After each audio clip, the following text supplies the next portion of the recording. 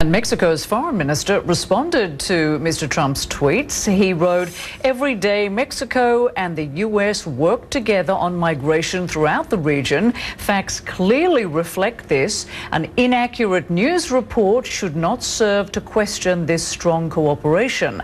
Upholding human dignity and rights is not at odds with the rule of law. Happy Easter."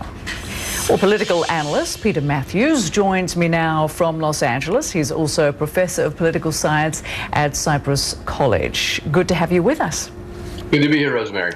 So Mexico's foreign minister, as we heard there, thinks his country and the US are working together every single day, displaying strong cooperation on migration. That seems to be at odds with how President Trump views the relationship. What do you make of these two very different views of what's happening right now between the two countries? They're just as different as being on different sides of the border. And President Trump doesn't seem to understand DACA, because any DACA eligible person has to have arrived in the United States by 2007. These folks coming up to the border to apply for political asylum or what have you would never be eligible for it to begin with. So Trump needs to understand the policy before he could even deal with someone like on it. I think Trump is worried about his base. He'll say about him in the next midterm election. That's why he's hard line. All right. Okay. I don't know whether it's me, but I can't hear you very well. Okay, all right. Everyone's having problems. We're going to try and re-establish that audio and get back to you in just a moment. Thank you so much.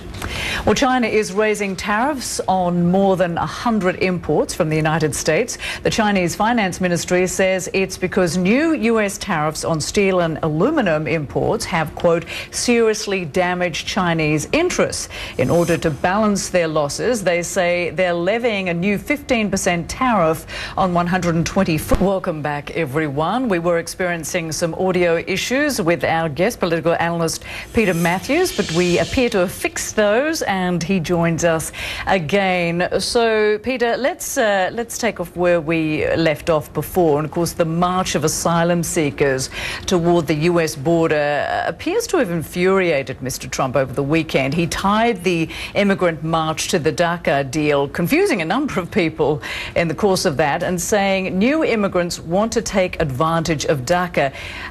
What did you make of that, considering DACA really, it affected young people before 2007? That's right. He wasn't even aware that no one coming to the United States now would be eligible for DACA. They had to have arrived here before 2007. Mr. Trump doesn't even know the details of what he's negotiating or what he wants to do with this DACA. And I think that he's playing to his base to a large extent. He doesn't understand the real reason why people have come from Mexico illegal across the border illegally. That has to do with economics. That has to do with the uneven trade playing field with very low wage labor in Mexico. So many American corporations go there and pay low wages to workers there and drive them off of their farms to a lot of export of American subsidized agriculture. And these farmers and workers can't make a living in Mexico, and the poverty rate's very high there now. And people come because of that desperation, as do Central Americans. He got them confused completely. He didn't know those were political refugees coming into Central America asking for asylum. It's different in the economic way.